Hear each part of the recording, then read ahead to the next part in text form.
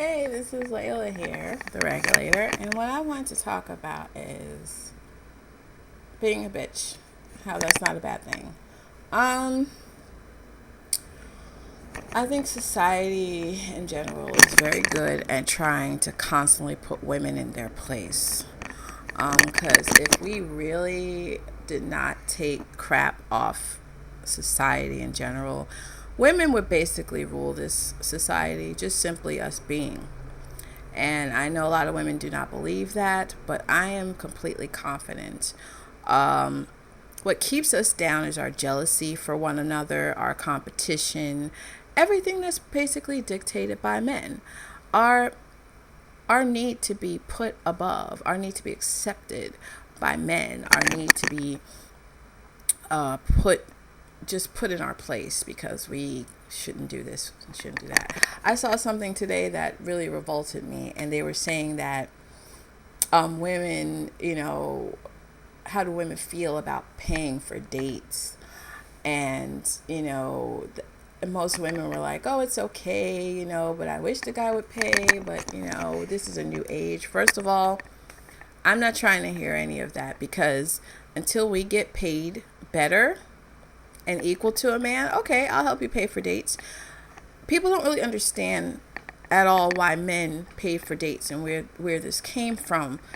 First of all, in American courting, a man would court a girl, whatever. The dinner represented basically an interview. And that's basically what dating is. It's an interview, several interviews until you see if you want to spend time with this person. It's social, but don't take it very lightly. It's an interview. The guy is paying because he's showing that I can support you. I can pay for your meal and my meal. I can take care of you. Um, Guys don't think about it that way now because it's just like, oh, I just pay or I don't pay. But way back in the day, that's what it was.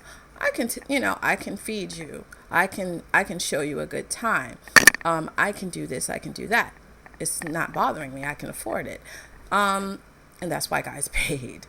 You're a female. I mean, nothing wrong with being female, but I'm the man. I'm supposed to take care of you. So this is, I want your company, and that's what I want from you. Your company is what's desired, not your money, because I'm a man, and that's what men do. So now we're here in the new millennium, and the more things change, the more they say the same. Men are staying at home, taking care of children. Men have no problem not paying dates and all this craziness. And I'm just like, to me, that's a problem. I don't find that to be great. Now, it depends. There are some factors that I would consider. If you are two very young people, okay, and you're both going to college, there's a way you can find a cheap date or economize.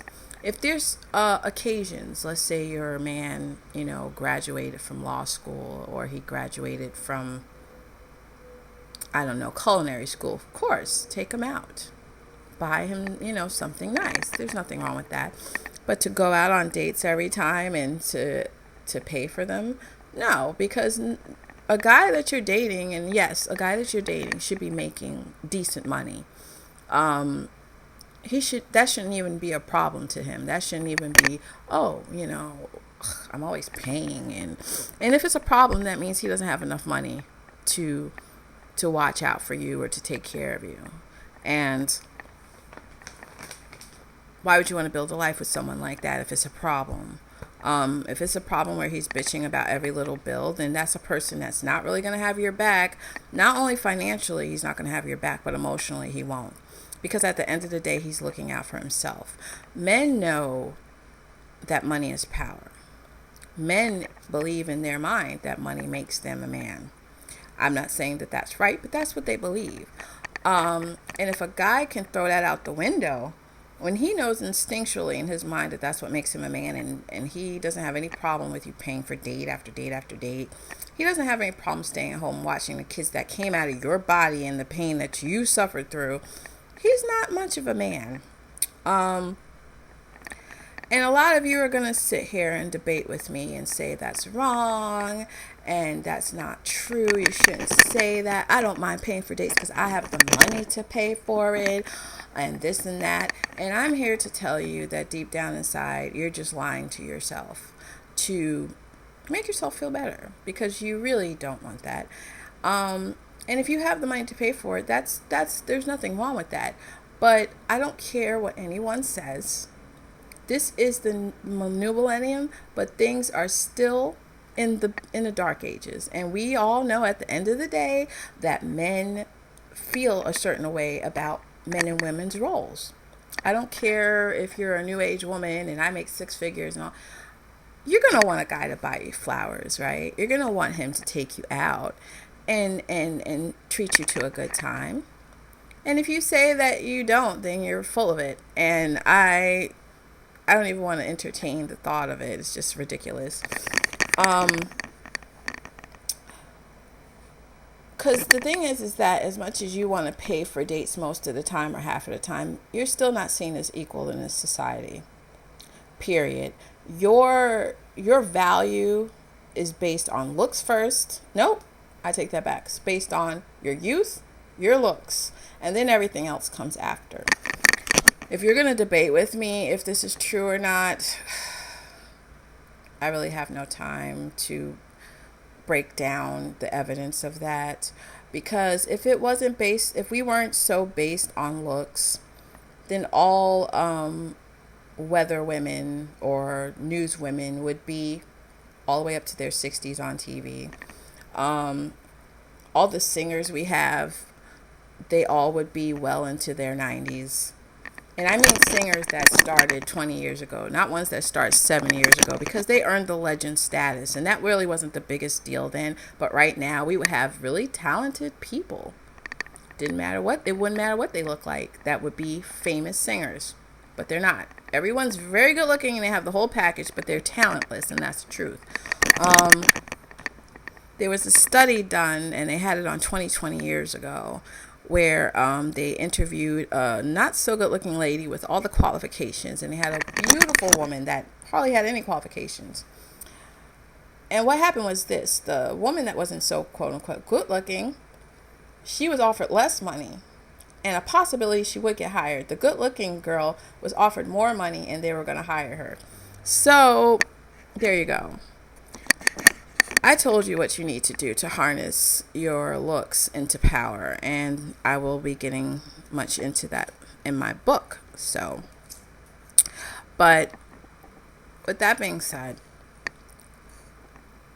the thing is that we need to not be put on our place. And if our power at this point is our looks in society and our youth, then we need to harness that power and turn it into bigger power in order to get the things that we want. And I'm about all or nothing.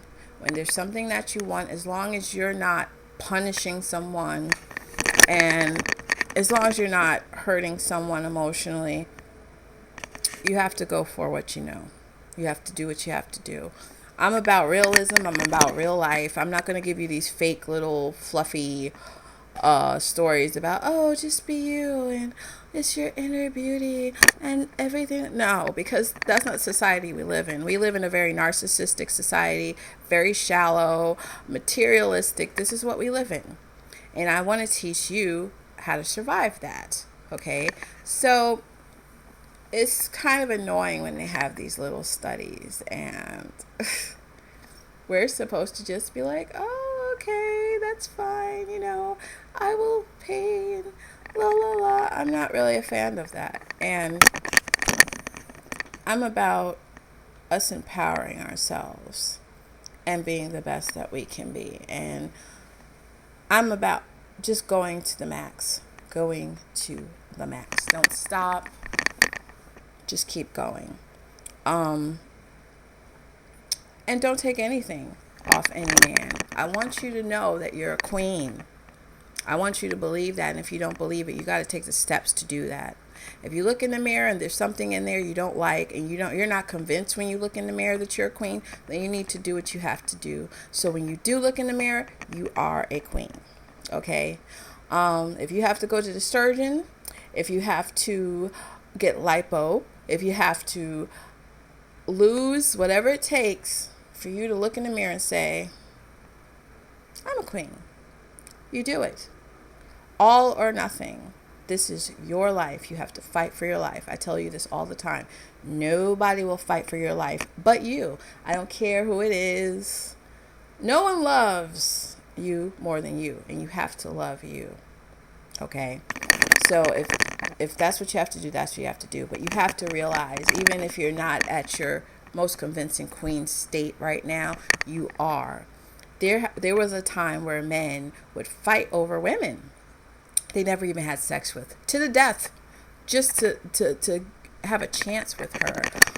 There were times where there were women that started whole wars just by saying, I might go out with you. Maybe, maybe not. We had a power, and somehow we lost it along the way. A couple of desperate chickens came out of nowhere and messed up the whole thing, and now we have to formulate a game. But that's okay, because once we're back into balance and we're back in control, because we will be, things will be fine. But women, we are embarking on a war. We are the first ones that are going to have to fight so that other generations won't have to go through what we go through. We have to have a different mindset. It's not going to be easy for us, but we have to think about our daughters. We have to think about our nieces. We have to think about a good future for them, because in general, the way the world is going around, we really need an intact family base. We need men to be there for us. And these days, it's like every man for himself. They have no shame. They don't have any shame. Oh, I'll stay home, watch the kids. My wife makes 6 figures, whatever. I'll just, paint for a living and do absolutely nothing. Oh, she can pay for dates and everything. No, we have to really let them know, you are going to fight for what I used to be. I used to be the virginal woman, the woman that everybody wanted, and you're going to fight for me because I deserve it. And I want you women to start thinking that way. You are special. I did an experiment because I was just convinced. I was just convinced, like, the way you feel and project really does bounce off on you. So one day I walked down the street, kind of, I was dressed good, but I was looking down, really wasn't looking around. I was hunched over, and I walked like this the entire day. I had doors slammed in my face. No one gave me a seat on the train. I was pretty much ignored, and I was dressed well. Did the same thing, wore the same outfit. I put myself up, I put my chin up, and I had a very snotty attitude, I would say, that I own this. I walked down the street as if the entire ground belonged to me. I walked as if there was a red carpet laid out before me. And when I did that, people treated me good. They treated me with respect. It was just a very good experience. I had people scramble to open doors for me. I had people get up and gave me a seat because my presence and the way I was commanded so. And you need to start getting that in the gear. You need to start believing that and doing that.